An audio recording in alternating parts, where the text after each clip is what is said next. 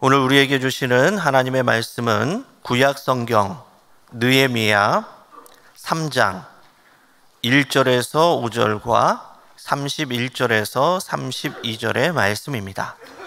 그때에 대제사장 엘리야십이 그의 형제 제사장들과 함께 일어나 양문을 건축하여 성별하고 문짝을 달고 또 성벽을 건축하여 함메야 망대에서부터 하나넬 망대까지 성별하였고, 그 다음은 여리고 사람들이 건축하였고, 또 그 다음은 이므리의 아들 삭굴이 건축하였으며, 어무는 하스나의 자손들이 건축하여 그 들보를 얹고 문짝을 달고 자물쇠와 빗장을 갖추었고, 그 다음은 학고스의 손자 우리야의 아들 무레못이 중수하였고, 그 다음은 무세사벨의 손자 베레가의 아들 무술람이 중수하였고, 그 다음은 바하나의 아들 사독이 중수하였고, 그 다음은 드고야 사람들이 중수하였으나 그 귀족들은 그들의 주인들의 공사를 분담하지 아니하였으며,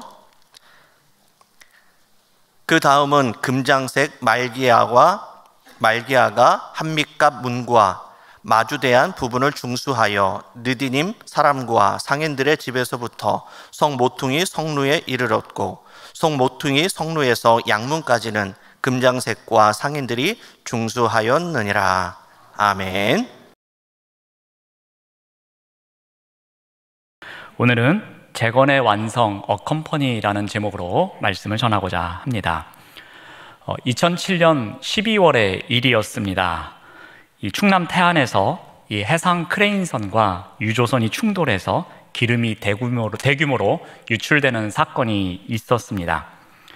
이 사고로 유출된 원유가 무려 1만 5천 톤입니다. 우리가 1만 5천 톤 그러면은 별로 피부로 이렇게 와닿지는 않습니다. 우리가 이사할 때 탑차가 오는데 그 탑차가 5톤 트럭입니다. 근데 5톤 트럭이 3,000대가 필요합니다. 그러니까 3,000대의 트럭에 담겨져 있는 원유가 유출되었다고 보시면 됩니다. 이 때문에 태안과 서산 일대의 양식장과 어장에 있는 많은 어패류들이 폐사합니다. 그리고 그 시커멓고 짙은 기름이 말리포와 천리포를 넘어서 안면도까지 유입됩니다. 또한 이 타르 찌꺼기는 그 다음 해에도 이 전라남도, 진도, 해남, 그리고 제주도 앞바다에 있는 이 추자도까지도 발견되게 됩니다. 이 사고는 이 서해안을 삶의 터전으로 삼았던 사람들에게는 엄청난 공황으로 다가왔습니다. 사람뿐만이 아니라 물고기, 그리고 그 물고기를 잡아먹고 사는 새들에게도 생태계에 있어서 매우 힘든 일이었습니다. 이 사고 초기에 언론에서 보도하기를 이 일이 회복되기 위해선 최소 10년이 필요하다고 했습니다. 어쩌면 100년이 지나도 그 이전의 모습을 회복할 수 없을 것이라고 언론에서 이야기했습니다. 그런데 이러한 참담한 소식이 전해지자 우리나라 백성들은 어떻게 합니까? 태안에 기름 제거 작업을 하기 위해서 자원봉사자들이 하나둘씩 모여듭니다. 많이 모이는 날에는 하루에 5만 명이 모여서 함께 봉사했다고 합니다. 시커멓게 덮은 그 기름을 닦아내고 또 닦아내는 그런 일을 했습니다. 학생들도 군인들도 그리고 많은 교회에서도 또 다른 종교단체에서도 참석을 했습니다. 그래서 전국에서 130만 명 정도의 사람들이 모여서 이렇게 봉사를 했다고 기록이 남아 있습니다. 온 국민의 이 봉사 정신을 언론에서는 어떻게 보도했는가 하면은 이것을 태안의 기적이라고 말합니다. 또는 기름띠를 이긴 인간띠라고 소개하기도 했습니다. 당시에 많은 사람들의 이런 지속적인 노력에 의해서 원래는 10년 이상 걸릴 거라고 했는데 2년이 지난 2009년도 12월에 태안국립공원의 해양 수질과 어종이 그 이전만큼 회복이 되어 가고 있다고 정부가 공식적으로 발표하곤 했습니다. 10년 이상 걸린다는 회복이 이렇게 2년이라는 짧은 시간에 회복될 수 있었던 것, 그렇게 재건의 역사를 이룰 수 있었던 비결이 어디에 있었습니까? 그것은 바로 130만 명 이상의 사람들이 함께해서 가능했던 일이었습니다.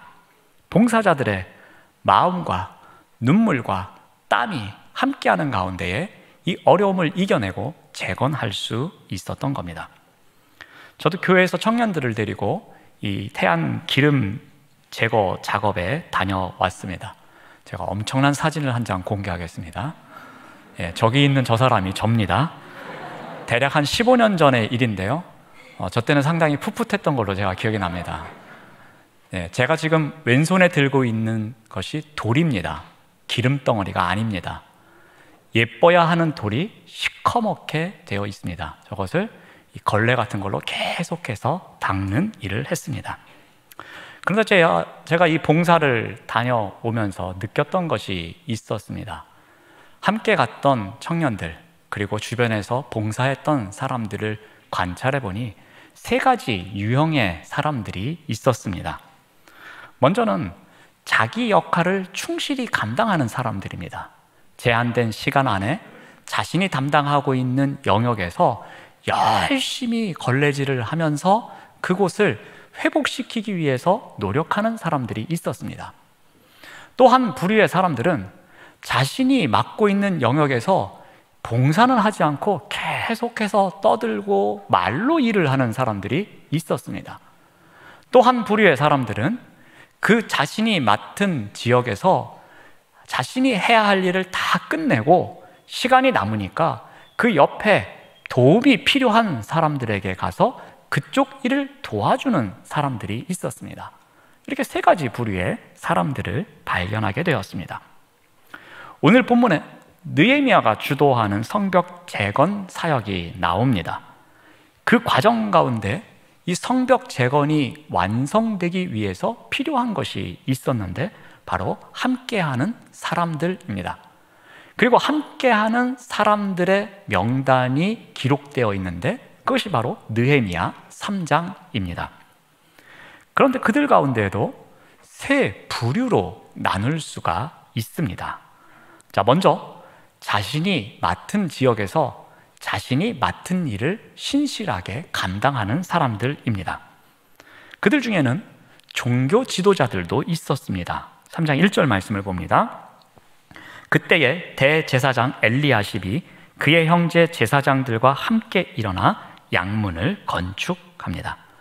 이 대제사장 엘리야십은 이 바벨론 포로 생활에서 1차 귀환한 예수아의 손자입니다. 그러니까 그 당시의 최고의 영적 지도자입니다. 이런 그가 형제들과 함께 다른 제사장들과 함께 솔선수범하여 성벽 재건 사역에 나섭니다. 그가 담당했던 곳이 어디냐면은 북쪽 성벽입니다.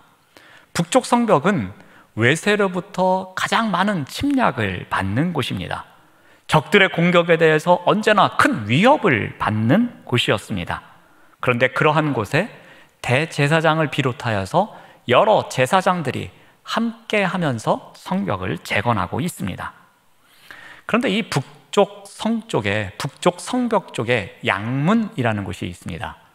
여러분, 양문은 이름에서 우리가 알 수 있는 것처럼 양이 드나드는 문이 양문입니다. 이 양문 가까이에는 성전이 있고요. 성전에 필요한 제사를 드리기 위해서는 양문을 통해서 그 제사에 쓰이는 양이 들어왔던 것입니다. 그리고 그 양문이 통해서 들어오면은 바로 베데스다 목가가 있고요. 그곳에서 이 양을 깨끗하게 씻긴 이후에 성전에서 제사로 바쳐졌던 것입니다. 이렇게 성전 제사와 성전의 예배와 관련되어 있는 성벽 쪽을 제사장들이 담당해서 재건하고 있었던 겁니다. 그 외에도 레위인과 다른 제사장들 이야기도 나옵니다. 17절 말씀을 봅니다. 레위 사람 이야기가 나옵니다. 또 22절에서 28절 말씀을 봅니다. 그 다음은 평지에 사는 제사장들이 나옵니다. 이들이 마문 위로부터 제사장들이 각각 자기 집과 마주대한 부분을 중수하였다고 합니다. 여러분, 이 마문은 어떤 문이겠습니까? 말맞자입니다. 그러니까 말이 드나드는 곳 또는 말을 탄 사람들이 드나드는 문이 바로 마문입니다. 근데 이곳은 제사장들이 전혀 상관도 없는 곳입니다. 자신들이 이 문이 있든 없든 그렇게 영향을 미치지 않는 문입니다. 그럼에도 불구하고 제사장들은 마문을 재건하는 일에 앞장서서 일을 하고 있었던 겁니다. 또한 정치 지도자들도 앞장섭니다. 9절 말씀하고 12절 말씀을 봅니다.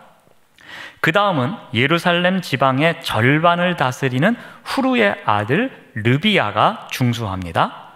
또 그 다음은 예루살렘 지방 절반을 다스리는 할로헤스의 아들 살룹과 그의 딸들이 중수합니다. 그러니까 예루살렘을 절반으로 나눠서 이쪽은 지금 르바야라는 사람이, 또 이쪽은 살룸이라는 사람이 다스리고 있었던 겁니다. 그러니까 이들은 어느 정도의 정치적인 기반을 갖고 있는 지도자들입니다. 그런데 이 살룸에게 특징이 있습니다. 그에게 아들이 없었던 것 같습니다. 그래서 이 살룸이 성벽을 재건하는 일에 앞장설 때에 그를 도와줬던 사람들이 나오는데 누가 나옵니까? 그의 딸들이 함께 했다고 합니다. 여러분, 그 시대의 여성들은 어떠한 존재였습니까? 숫자를 셀 때에 포함시키지 않았습니다. 또 경제활동이나 어떠한 사회활동도 제약이 되어 있던 시대였습니다. 그런데 성벽을 재건하는 일에 정치 지도자들의 딸들이 앞장서서 그 일을 동참하고 있었던 겁니다. 또한 14절 말씀을 봅니다. 분문은 베탁게렘 지방을 다스리는 레갑의 아들 말기야가 중수하였다고 합니다. 이 분문 또한 어느 정치 지도자가 앞장서서 재건하고 있음을 보여줍니다. 근데 여러분, 이 분문이 어떤 문인지 아십니까? 이 분문을 제가 한자로 적어드렸는데 이 분자가 조금 발음하기는 민망한 단어이지만 똥분자입니다. 그 말은 무엇을 의미합니까? 성 안에 있었던 오물이 이 분문을 통해서 밖으로 나아가는 것입니다. 그러니까 성 안에 온갖 쓰레기와 더러운 것을 버리는 문, 그 문이 바로 분문입니다. 이 분문을 나가게 되면 흰놈 골짜기가 있습니다. 그곳에서는 온갖 더러운 것을 태우곤 했습니다. 그러니까 화염에 휩싸이는 곳, 그곳이 바로 분문 가까이에 있는 곳입니다. 더럽고 끔찍한 문으로 볼 수 있습니다. 그럼에도 불구하고 정치 지도자인 누군가는 그러한 문을 재건하는 데 있어서도 어떠한 불평도 하지 않습니다. 오히려 앞장서서 자신이 사람들이 꺼려하는 곳을 재건하고 있는 것이었습니다. 또한 예루살렘 성읍 밖에 사는 사람들도 이 일에 동참합니다. 우리 2절 말씀을 봅니다. 여리고 사람들 이야기가 나옵니다. 또 5절 말씀을 봅니다. 드고아 사람들 이야기가 나옵니다. 또 7절 말씀을 봅니다. 기브온 사람, 메로노트 사람, 미스바 사람들 이야기가 나옵니다. 이들은 모두가 다 예루살렘 도성 밖에 살고 있는 사람들입니다. 가까이든 멀리든 성읍 밖에 있는 사람들이 이 성읍의 재건을 위해서 달려와 함께하고 있는 것입니다. 여러분, 기브온 사람들은 어떤 사람들입니까? 원래 가나안의 원주민이었던 히위 족속의 후손들입니다. 여호수아가 그들에게 속아서 언약을 체결했던 사람들, 그 사람들이 바로 기브온 사람들입니다. 속임수를 써서 이스라엘 공동체에 들어왔던 사람들, 그런데 성벽 재건하는 일에 그들 또한 앞장서서 함께하고 있는 것을 보게 됩니다.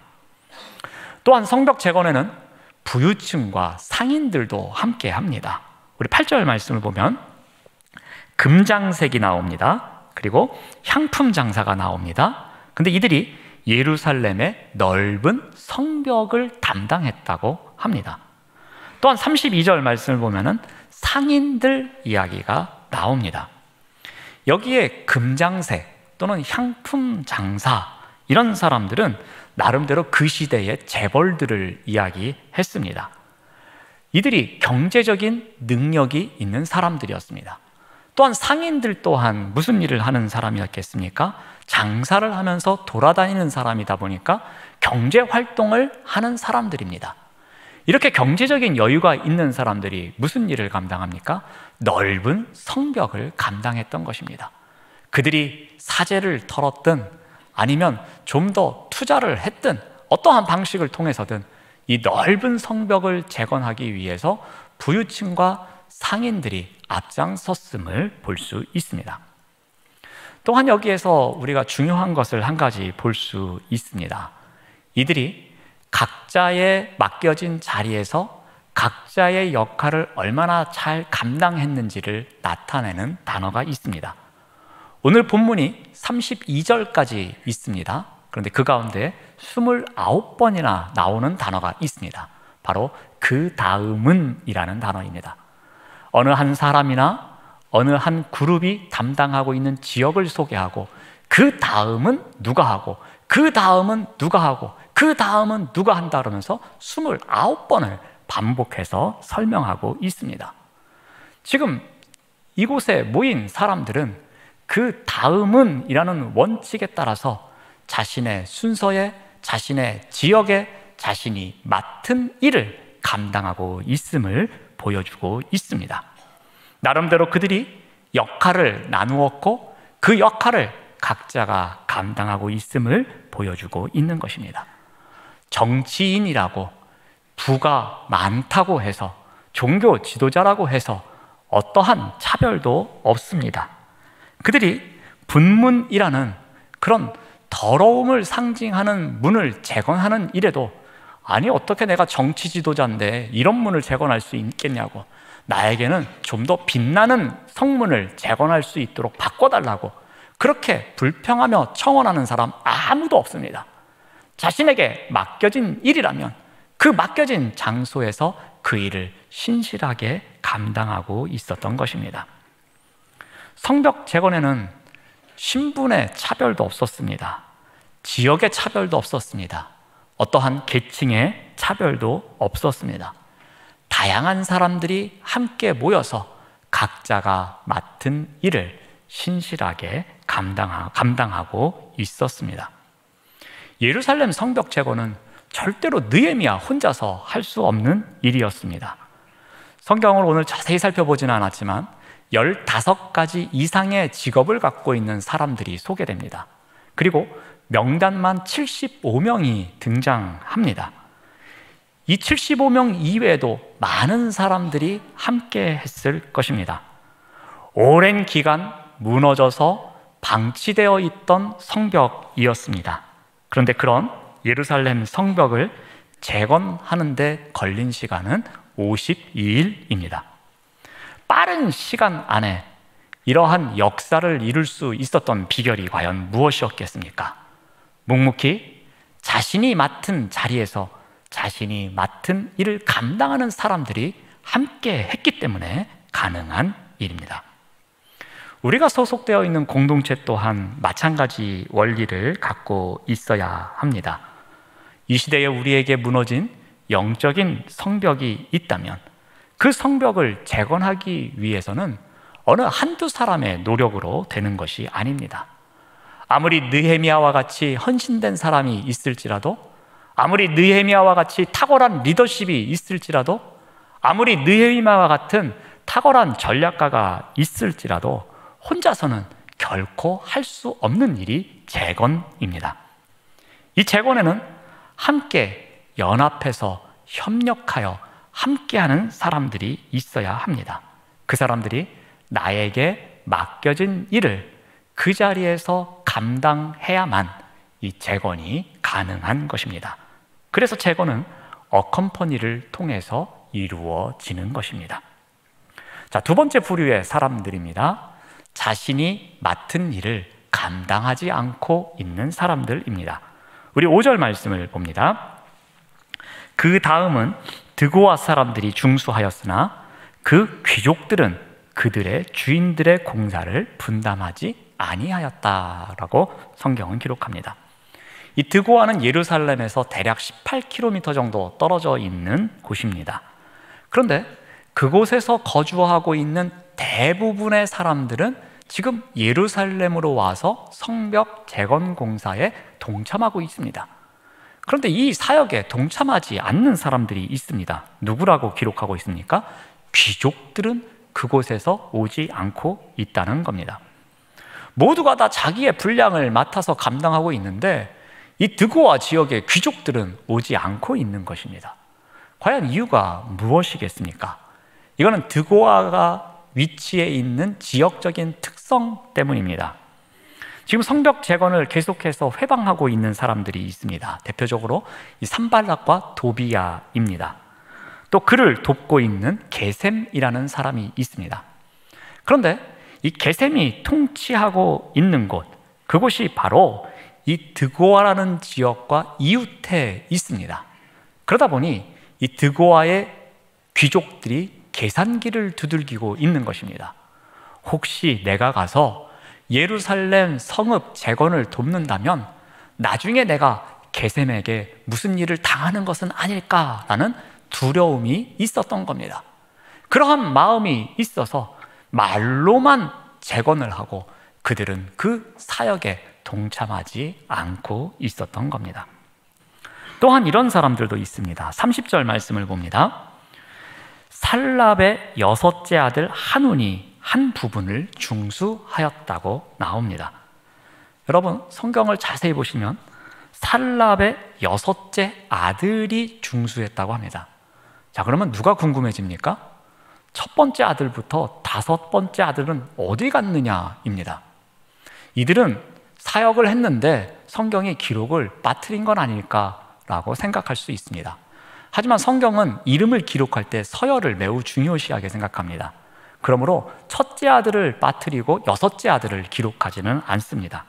그 말은 무엇을 의미하냐면은 첫째부터 다섯째까지는 이 성벽 재건 사역에 동참하지 않았다는 겁니다. 그 형제들 중에 여섯째 아들인 한운만 이 성벽 재건 사역에 동참하고 다른 아들들은 그 자리에 오지 않았음을 나타내고 있습니다. 자, 그런데 여기서 우리가 한 가지 더 중요한 것을 알아야 합니다. 이렇게 성벽 재건 사역에 동참하지 않는 사람들을 향하여서 어느 누구도 비난하거나 잔소리를 하는 사람이 없습니다. 느헤미야도 이들에 대해서는 어떠한 언급도 하지를 않습니다. 아마도 그들의 형편, 그들의 상황을 꿰뚫고 있었던 것 같습니다. 드고아의 귀족들이 왜 오지 못하는지, 그리고 어떠한 아들은 오는데 왜 다른 아들들은 오지 않는지 아마도 그는 알고 있었던 것 같습니다.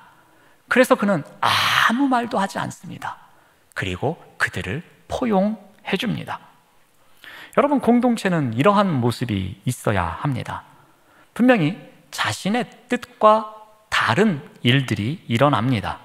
그래서 때로는 반목이, 때로는 갈등이 생기기도 합니다. 자, 그러나 이것은 공동체 안에서 일어날 수 있는 일입니다. 그럼에도 불구하고 우리가 해야 할 일은 무엇이냐면 품어줘야 한다는 겁니다.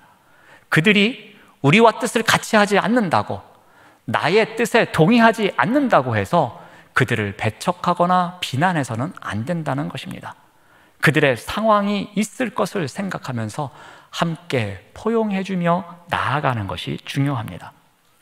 여러분, 왜 그런가 하면은 그 비전이 하나님의 사역이라면 분명히 그 일은 이루어집니다. 여러분, 성벽 재건 사역이 하나님께서 느헤미야에게 주신 비전이었습니다. 그래서 지난주에 비전 선포에 대해서 우리가 살펴보았습니다. 근데 그 비전이 이루어져가는 과정 가운데서 직접적으로 동참하지 않는 사람들이 있었지만 그 사람들로 인해서 성벽 재건이 멈추거나 성벽 재건이 실패로 돌아갑니까? 그렇지 않습니다. 드고아의 귀족들이 동참하지 않았음에도 불구하고 성벽은 재건됩니다. 살룸의 다른 아들들이 함께하지 않았음에도 불구하고 성벽은 재건됩니다. 하나님의 일은 이루어지게 되어 있는 것이었습니다. 그러므로 그 과정 가운데 공동체가 나누어지고 공동체가 갈등을 겪는 것이 아니라 서로가 서로를 포용해 주는 것이 필요함을 가르쳐 주고 있습니다. 이것이 바로 어컴퍼니의 정신입니다. 마지막으로 또 한 부류가 있습니다. 자신의 역할 이상을 감당하는 사람들입니다. 우리 20절 말씀을 봅니다. 바룩이 나옵니다. 바룩이 어떻게 하냐면요, 한 부분을 힘써 중수했다고 합니다. 여러분, 바룩은 제사장입니다. 제사장들은 이미 북쪽 성벽을 담당했습니다. 그리고 그쪽에 재건 사역에 매진했습니다. 그런데 20절에 와서 바룩이 또 무슨 일을 합니까? 어느 한 부분을 중수하는 일에 앞장섭니다. 그것도 힘써 중수합니다. 이것은 열정적으로 중수했다는 겁니다. 자신이 맡은 부분, 자신이 해야 할 일은 이미 끝났습니다. 그런데도 열정을 갖고서 도움이 필요한 곳에 달려가서 자신이 해야 할 일을 열정적으로 힘써서 중수하는 일에 앞장섰다는 것입니다. 또한 이러한 사람들도 있습니다. 우리 4절 말씀을 봅니다. 느헤못이 있습니다. 그리고 무슬람이 있습니다. 이곳은 북쪽 성벽을 재건할 때에 앞장섰던 사람들의 명단입니다. 자, 그런데 21절 말씀을 봅니다. 느헤못이 또 나옵니다. 이쪽은 지금 동쪽 성벽을 재건할 때에 동참했던 사람들의 명단을 기록하는 부분입니다. 자, 느헤못은 북쪽 성벽을 재건할 때도 그곳에서 함께 했고, 동쪽 성벽을 재건할 때도 그곳에서 함께한 사람이었습니다. 또 30절 말씀을 봅니다. 무슬람이 나옵니다. 무슬람 또한 북쪽 성벽을 재건할 때 함께했던 사람입니다. 그런데 다른 쪽의 성벽을 재건할 때에 또다시 등장하고 있습니다. 어떤 사람들입니까? 자신의 일을 감당하고 나서 또 다른 일, 그 이상의 일을 하고 있는 사람들입니다. 근데 이 중에 이 느헤못이라는 사람을 잠깐 소개하고자 합니다. 이 느헤못 또한 이 에스라와 느헤미야 시대의 제사장이었습니다. 느헤못은 이 제사장 우리야의 아들로서 이 성전의 성물을 관리하는 자였습니다. 즉 그 시대에 금과 은을 관리하는 자였습니다. 어떻게 보면 이 시대에 우리 회계부라고 생각하시면 될 것 같습니다. 성전에 그러한 귀한 재물을 관리하는 제사장이었습니다. 근데 느헤못은 이 교회 재정에 대해서 백성들이 어떠한 마음을 갖고 있었겠습니까? 느헤못은 믿을 수 있는 사람이야. 저 사람은 교회의 재정을 잘 관리할 수 있는 사람이야. 우리 성전을 위해서 정말로 헌신 봉사하는 제사장이야 라는 믿음이 백성들에게 있었던 것입니다. 그러한 느헤못이 어떻게 살아갑니까? 북쪽 성벽을 재건할 때에도, 그리고 동쪽 성벽을 재건할 때에도 앞장서서 그 일을 감당하고 있었던 것입니다. 성전을 관리하는 일만도 분주했을 텐데 북쪽 성벽과 동쪽 성벽까지 나아가서 자신이 해야 하는 일 그 이상을 감당하고 있었던 것입니다. 대부분의 사람들은 자신의 일을 감당할 때에 그 일이 끝나면 주변에 별로 관심을 갖지를 않습니다. 특히 코로나19가 우리로 하여금 더 그렇게 살도록 만들었습니다. 너나 잘해, 내일이나 잘 챙겨, 그렇게 하는 것이 마치 이제는 진리처럼 되어졌습니다. 그래서 자신의 일을 기꺼이 감당하고도 여력이 남았음에도 불구하고, 더 여유의 마음이 생겼음에도 불구하고 주변을 돌아보지 않는 현상이 더욱 많아졌습니다. 그러나 자신의 일을 끝내고 난 이후에 주변의 관심을 가져주는 사람들이 더 많은 공동체라고 한번 생각해 보십시오. 그렇다면 그 공동체는 더욱 빠른 시간 안에 재건이 될 것이고 더욱 빠른 시간 안에 온전히 서게 될 것입니다. 이 또한 어컴퍼니의 원리입니다. 느헤미야는 이 민족의 재건을 위해서 세워진 최고의 전략가였습니다. 그리고 세상에 둘도 없는 리더로 보여집니다. 그는 성벽 재건을 위해서 철저하게 기도하면서 준비해 왔습니다. 그는 처음에 예루살렘 성벽에 대한 소식을 듣습니다. 그리고 하나님의 이름이 성벽 때문에 조롱받고 있음을 압니다. 그는 눈물을 흘립니다. 그리고 그 백성들의 문제가 나의 문제로 다가옵니다. 그러자 느헤미야는 어떻게 합니까? 기도하기 시작합니다.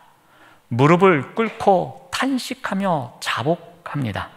그리고 그들을 위해서 중보기도 합니다. 그리고 하나님의 은혜를 구합니다. 그러한 가운데 하나님께서 비전을 보여주십니다. 그리고 그 비전을 위해서 어떻게 살아가야 할지 준비합니다. 중요한 사람과 접촉합니다. 그 중요한 사람이 자신의 비전을 그르칠 수도 있고 자신의 비전을 도와줄 수도 있었습니다. 그런데 그가 만난 아닥사스다 왕은 그의 비전이 이루어질 수 있도록 돕는 사람이었습니다. 이제 예루살렘으로 향했습니다. 예루살렘에 도착한 느헤미야는 어떻게 합니까? 그곳의 상황을 자신이 직접 살피기 위해서 아무도 없는 밤에 잠행을 나갑니다. 직접 어느 정도의 피해가 있는지 성벽을 만져보며 그 성벽 옆을 지나며 직접 조사합니다. 그러한 가운데 하나님께서 주신 비전을 사람들을 만나서 설득합니다. 정치 지도자들, 종교 지도자들, 돈이 있는 사람들, 또 그렇지 못한 사람들, 성벽 안에 살고 있는 사람들, 성벽 밖에 살고 있는 사람들을 만나서 하나님께서 주신 비전이 무엇인지를 선포합니다. 그리고 그것을 위해서 함께 할 것을 외칩니다. 그러자 어떠한 일이 생깁니까? 사람들의 마음을 얻습니다. 사람들이 말합니다. 우리가 함께 일어나 건축하자. 모두 힘을 합쳐서 이 선한 일을 이루자. 이렇게 말합니다. 느헤미야의 리더십과 비전에 헌신하기로 한 사람들이 늘어납니다. 그는 이제 그 모이는 사람들을 조직해서 성벽 재건 사역을 시작합니다. 그는 아무렇게나 일하지 않습니다. 사람들을 적재적소에 배치해 가면서 성문부터 시작해서 성벽과 그 모든 것 하나하나를 어떻게 재건해야 되는지 사람들에게 지도를 합니다. 성벽 재건의 현장에 많은 사람들이 함께 합니다. 어떤 사람들은 자신이 맡은 일을 성실하게 감당합니다. 어떤 사람들은 말로만 하고 행동으로 옮기지 않는 사람들이 있습니다. 그럼에도 불구하고 공동체가 와해되는 것을 막기 위해서 그들을 포용해 줍니다. 어떤 사람들은 자신이 맡은 일을 끝내고 나서 쉬지 않고 더 열정적으로 다른 사람들을 돕기도 합니다. 바로 어컴퍼니의 모습을 보여줍니다. 함께하는 사람들의 모습을 오늘 본문 통해서 우리가 볼 수 있습니다. 성벽 재건이 완성되어 가는 것, 그 비결이 어디에 있었습니까? 바로 어컴퍼니, 함께하는 사람들에게 있었던 것입니다. 사랑하는 여러분, 코로나19 이후로 우리 교회도 무너진 성벽이 많이 생겼습니다. 예배에도, 그리고 각종 모임에도, 또 훈련에도, 그리고 많은 사역 가운데에도 무너진 성벽이 그대로 있습니다. 교회의 모든 영역이 무너져 있습니다. 그러나 이제는 우리가 그것을 그대로 방치해두고 놔둘 것이 아니라 무너졌던 성벽을 재건해야 할 때입니다. 무엇보다도 중요한 것은 이 재건을 위해서는 우리가 함께 할 때에 완성된다는 것을 꼭 기억해야 할 것입니다. 손을 놓고 뒤로 물러나 있는 것만으로는 재건을 할 수 없습니다. 제가 한 달 동안 계속해서 재건에 대해서 계속 설교를 합니다. 그럼에도 불구하고 시간이 지나는데도 달라지는 게 없다면, 아무도 꿈쩍하지 않는다면 이 재건은 그냥 설교의 제목으로 남습니다. 하지만 이 재건이라는 마음, 이 비전을 우리에게 주셨고, 우리가 이 재건을 위해서 내가 어떻게 살아가야 되는지, 느헤미야가 살았던 것처럼 그 기도의 자리에서부터 시작한다면 우리는 충분히 코로나19 때문에 무너진 성벽을 재건할 수 있을 것입니다. 그 자리에서 재건의 완성을 위해서 우리에게 맡겨진 자리가 있다면 그 자리에서 신실하게 살아내시기를 바랍니다. 때로는 나에게 맡겨진 일 이상으로 헌신이 필요한 곳이 있다면 그곳에서도 열정을 다하여 우리의 힘을 다하시기를 바랍니다. 그렇다면 우리의 무너진 성벽이 재건될 것입니다. 이 재건의 완성에는 우리가 함께 하는 것, 어컴퍼니가 있어야 함을 꼭 기억하시기를 바랍니다. 그 자리에서 귀하게 쓰임받는 우리 모두가 되시기를 바랍니다. 기도하겠습니다. 하나님 감사합니다. 성벽 재건의 완성에는 함께하는 사람들이 있었습니다. 자신의 역할을 충실히 감당하는 사람들, 자신에게 맡겨진 역할 이상을 감당하는 사람들이 있었습니다. 이 시대에 우리 교회의 무너진 성벽을 재건하기 위해 내가 재건해야 할 자리에서 신실하게 그 역할을 감당할 수 있도록 인도하여 주시옵소서. 예수님의 이름으로 기도드립니다. 아멘.